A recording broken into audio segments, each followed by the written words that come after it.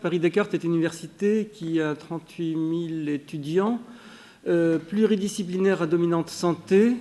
La moitié de nos étudiants sont en médecine, pharmacie, sciences biologiques, mais également une très grosse fac de psycho, droit, éco-gestion, sport et sciences humaines et sociales.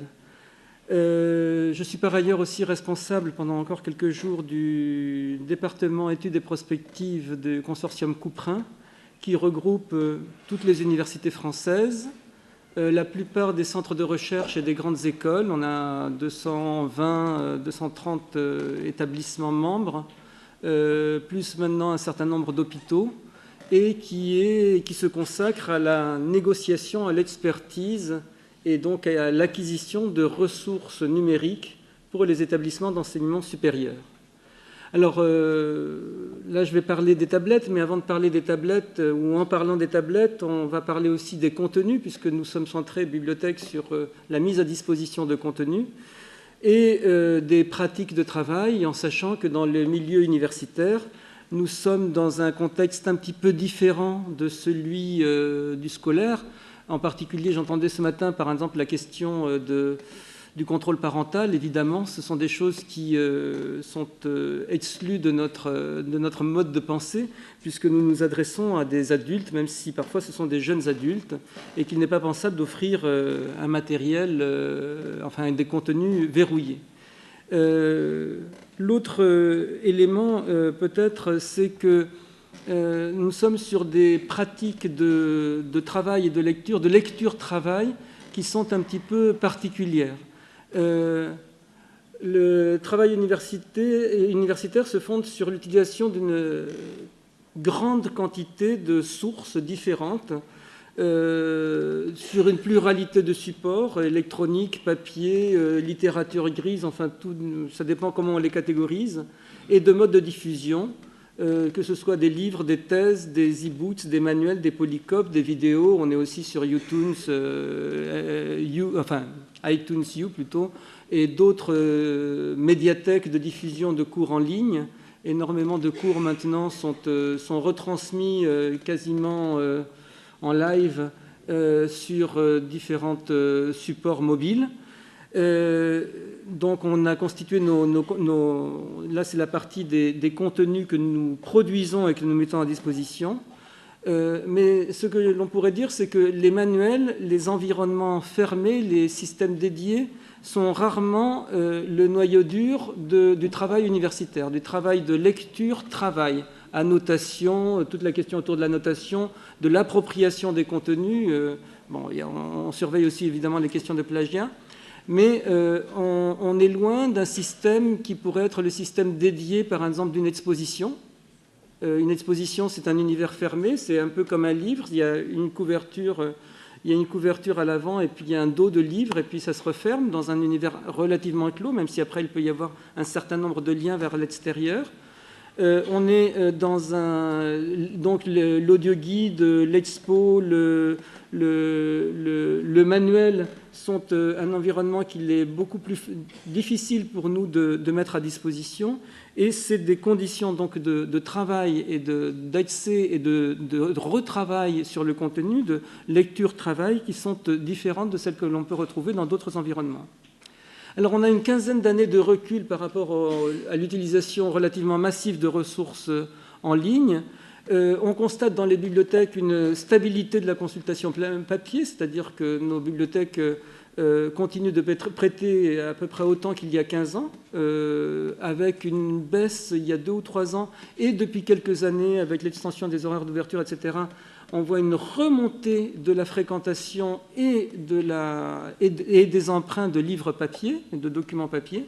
Et à côté de ça, on a une véritable explosion de la consultation des ressources numériques. Et dans les 10 années qui se sont écoulées, on voit qu'il y a une multiplication d'un facteur 5 de l'activité de consultation. Donc un média n'a pas tué l'autre, au contraire, ils s'enrichissent l'un à l'autre, il y a des déplacements, mais il y a aussi une véritable explosion de l'activité documentaire dans les établissements d'enseignement supérieur. Qu'est-ce qui a fait exploser cette consultation? Alors, le passage de l'imprimé à l'imprimante, comme je me plais à le dire, Et je dis ça justement de l'imprimé à l'imprimante parce que là, on est encore dans la transition d'un support où on venait chercher des articles scientifiques dans les bibliothèques, on les photocopiait et on les travaillait, les lisait, où on essayait de s'en imprégner, comme disait Umberto Eco, par juste une sorte de capillarité. Le fait de l'avoir photocopié, c'est comme si je l'avais lu, mais je ne l'ai jamais lu. Ça arrive aussi, hein, souvent. Je l'ai déchargé, mais je ne l'ai jamais lu. Ça arrive aussi beaucoup. Mais de temps en temps, on les lit, on les stabilote et on fait une lecture-travail. Donc, d'une part, l'offre massive, c'est-à-dire qu'il y a une explosion de l'offre d'articles en ligne. Le fait qu'il n'y ait pas de DRM, c'est-à-dire qu'une fois que je l'ai déchargé, je peux le transmettre à quelqu'un d'autre, l'imprimer, le télécopier sans aucune limite. On est dans un système de négociation des droits qui est très spécifique, c'est-à-dire j'achète des contenus pour un périmètre d'utilisateurs donné, c'est-à-dire mes étudiants, mes enseignants, mes chercheurs. Et mes walking users, c'est-à-dire les gens qui rentrent dans l'établissement avec leurs pieds et qui, dans l'établissement, peuvent consulter. Et quand ils sortent de l'établissement, ils partent sans rien. Enfin, ils partent éventuellement avec les documents qu'ils ont téléchargés sur leur portable ou qu'ils se sont reroutés par mail, mais ça s'arrête là. Donc on est sur une négociation avec les éditeurs liée à quelque chose de très ouvert, de très souple d'utilisation.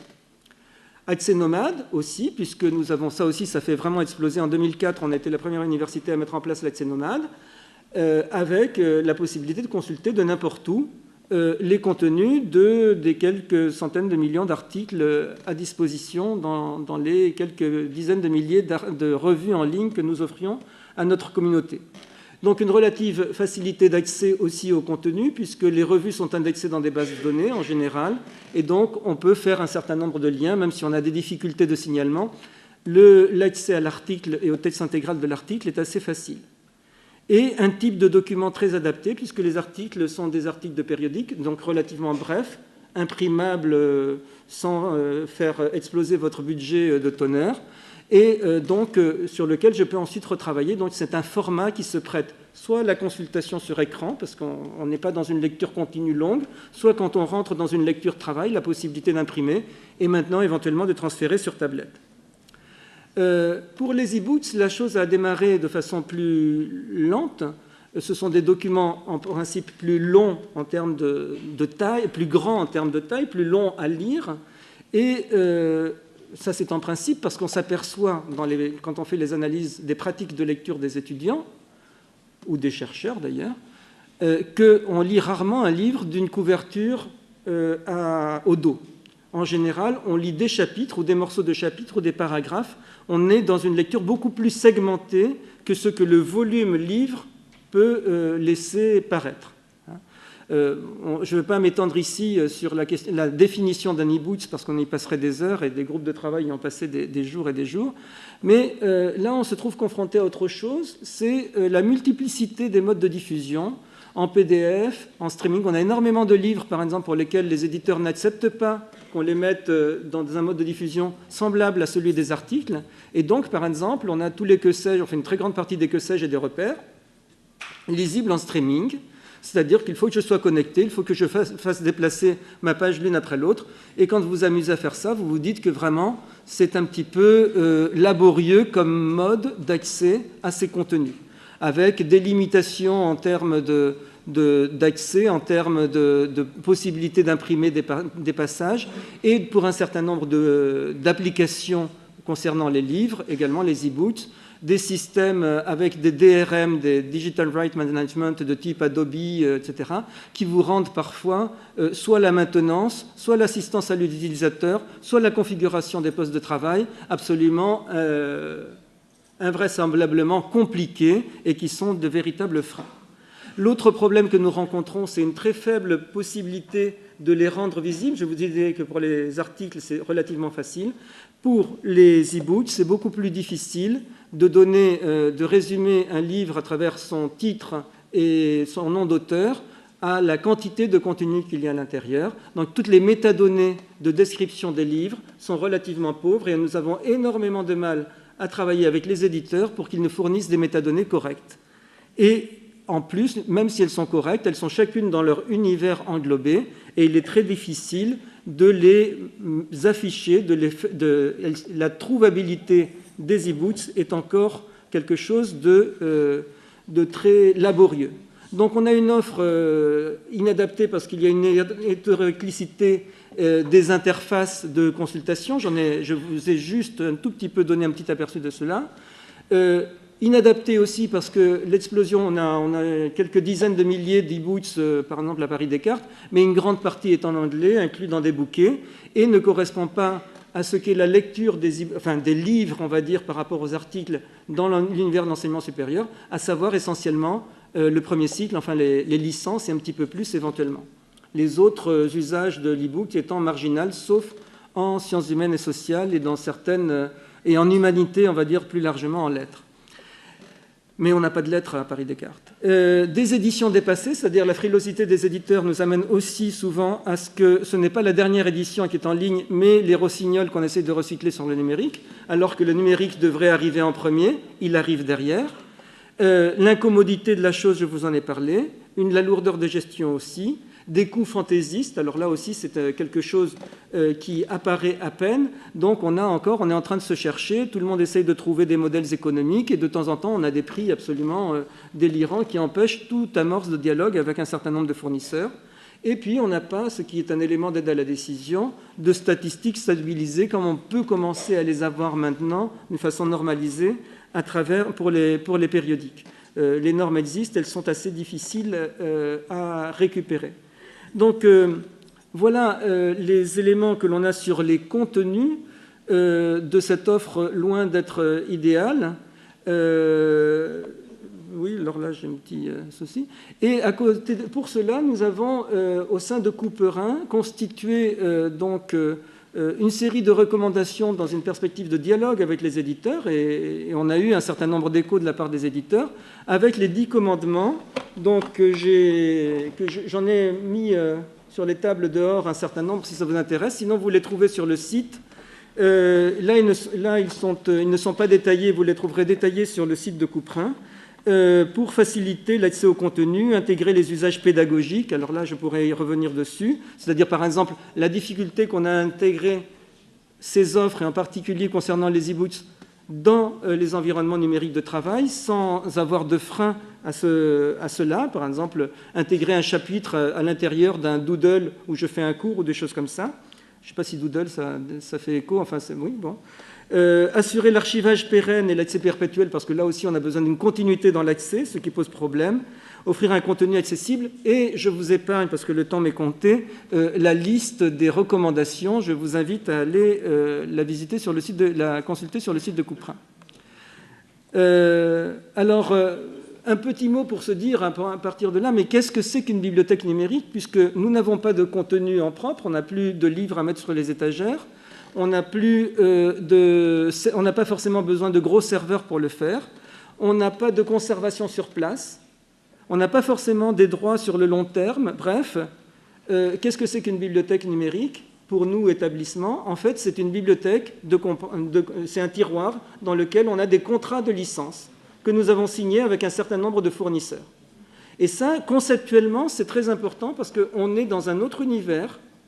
On ne peut plus parler véritablement de livres, on ne peut plus parler de la bibliothèque de la même façon, on est sur une autre conception des choses, mais c'est très important de penser à ce que j'ai acheté, pour qui, pendant combien de temps, dans quelles conditions ça pourrait être réutilisé. Et donc, c'est une bibliothèque numérique, c'est gérer à la fois des services, les services autorisés, les conditions d'utilisation, et la définition du périmètre de ceux qui pourront l'utiliser. C'est totalement différent conceptuellement, et je pense par rapport à ce que j'ai entendu ce matin, qu'il y a vraiment des choses qui sont très intéressantes à creuser par rapport à cette expérience dans l'environnement scolaire en général, du point de vue même des modèles d'acquisition, dans lesquels, et là j'insisterai là-dessus, dans l'enseignement supérieur en ce qui concerne les revues et un certain nombre de livres, on est dans un système totalement atavique. C'est-à-dire que si aujourd'hui on inventait les modes de communication scientifique, jamais, mais jamais, on n'aurait imaginé un système aussi absurde que de confier à des bibliothécaires le soin d'acheter des contenus. Les bibliothécaires, on ne les aurait pas fait exister du tout. On aurait inventé un système dans lequel on aurait dit, bon, j'ai besoin de contenu, je suis payé en fonction mon rayonnement, le rayonnement de ma recherche, c'est la facilité de diffusion et d'accès au contenu, aux résultats de ma recherche, et par conséquent, je vais payer pour que ce soit publié. Mais pourquoi mettre des usines à gaz pour inventer un système dans lequel je crée une rareté artificielle, là où l'abondance est naturelle au départ, pour ensuite créer un système dans lequel je vais mettre un système de gestion de la rareté d'accès à l'arrivée, et tout ça alors que nous savons bien que nous sommes nos propres lecteurs et nos propres auteurs, et qu'on fonctionne en boucle, dans l'enseignement supérieur en particulier. Nos lecteurs sont nos auteurs, globalement. Donc on est dans un système totalement absurde, dans lequel on se tient les uns et les autres par la barbichette. Le bibliothécaire qui n'a pas intérêt à voir disparaître l'éditeur, parce que sinon il a perdu son fonds de commerce, l'éditeur aussi, pas forcément d'ailleurs, on le verra. Et puis l'auteur, qui est le chercheur, qui fait partie des comités de lecture, qui a des petits avantages de prestige ou autres, ou d'avoir la connaissance avant les autres, l'article qui n'est pas encore publié, mais je sais déjà qu'il existe, etc., qui fait que ces liaisons, disons, incestueuses qu'il peut avoir avec l'éditeur, le place dans une situation dans laquelle il n'a pas du tout intérêt non plus à voir disparaître le système. Mais il faudra sortir de ça. À Paris Descartes, donc, pour en venir aux tablettes, enfin, excusez-moi, nous avons essayé, avec l'UFR de mathématiques, de développer un certain nombre de systèmes d'exploitation, parce qu'on s'est trouvé confronté à la difficulté qui est liée au fait que les tablettes, les liseuses, sont extrêmement fermées et pensées pour un usage individuel. Donc, quand on a voulu mettre des tablettes à disposition, on s'est trouvé avec des problèmes de qu'est-ce que je peux mettre sur la tablette pour la prêter. Et dans ce cas-là, je me suis retrouvé avec très peu de contenu et un contenu peu adapté à l'usage. Donc, l'autre élément auquel on s'est trouvé confronté, c'était le fait de ne pas avoir de contenu pertinent. Et l'autre fait auquel on s'est trouvé confronté, c'est que les tablettes sont conçues dans leur système d'exploitation pour être véritablement un système fermé, un système basé sur un usage individuel. On peut éventuellement, pour certaines tablettes à la pomme, réussir à la faire démarrer sans donner son numéro de carte bleue, mais il faut déjà être un peu bidouilleur. Pour d'autres, si ce n'est pas cela, c'est aussi des systèmes dans lesquels le nom d'un grand navigateur, un moteur de recherche, l'autre, qui n'est pas celui à la pomme, vient de modifier son store et l'a appelé de son nom plus play à la fin. Donc vous voyez que nous sommes dans des systèmes qui sont des systèmes avec une très forte tendance à l'intégration verticale, à une intégration où je veux avoir toutes les phases et toute une capture de mon public. Et les tablettes ne sont pas un outil neutre. Ils sont beaucoup moins neutres que ne peut l'être l'ordinateur. Ils sont verrouillés sur un certain nombre d'usages individuels. Et l'usage collectif de la tablette dans un environnement, en tout cas dans la mise à disposition dans un cadre de bibliothèque, n'est pas possible. Donc les prêts, en l'état actuel des choses, le prêt de tablette n'a pas quitté le stade expérimental. En plus, on n'a pas de bureautique fiable, enfin on commence à en avoir sur certains modèles. Les difficultés de travailler en réseau, on a vu un certain nombre d'expérimentations, mais on est encore dans la phase du prototype sur un certain nombre de choses. Bref, on sait bien qu'on est encore dans une phase de démarrage. Et le dernier problème, c'est celui de l'encapsulage de ces contenus dans des applications qui, dans un certain cas, dans des systèmes fermés, sont très intéressants, que dans des systèmes comme le nôtre, comme celui de l'enseignement supérieur, doit être ouvert, nous pose de graves problèmes. Voilà pourquoi aussi les tablettes ne déplacent pas le stade expérimental, parce que c'est un outil supplémentaire qui vient s'ajouter à deux autres, l'ordinateur qui est indispensable, jusqu'à ce que la tablette éventuellement fasse les deux, et le téléphone. On a entendu parler récemment de ces traumas addictifs, c'est-à-dire le syndrome de la no-mobilité, c'est-à-dire quand votre mobile n'a plus de batterie ou vous êtes dans une ombre réseau. J'ai beaucoup aimé la no-mobilité comme syndrome. Et on se pose la question de est-ce que l'étudiant peut assumer l'ensemble de ses coûts, puisque l'université, dans l'état où elle est, véritablement ne pourra pas le faire. Voilà, donc il y a une petite... oui, alors, conditions d'évolution. une offre multi-support. Donc pour nous, il nous semble qu'il faut offrir des systèmes ouverts où le même contenu, je puisse commencer à le lire sur un ordinateur, continuer à le lire sur une tablette ou sur un téléphone ou éventuellement sur une liseuse en e-paper, en papier électronique. Et puis, ce que l'on oublie souvent aussi dans l'interface homme-machine, c'est qu'il y a une très forte évolutivité de la part de la machine, mais le génie génétique sur les hommes contemporains, c'est assez difficile d'un point de vue éthique et même d'un point de vue du timing.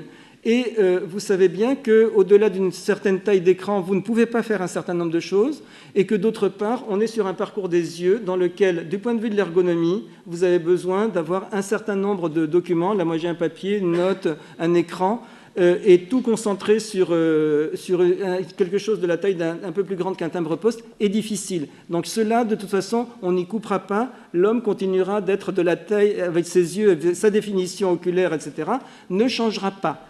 En tout cas rapidement.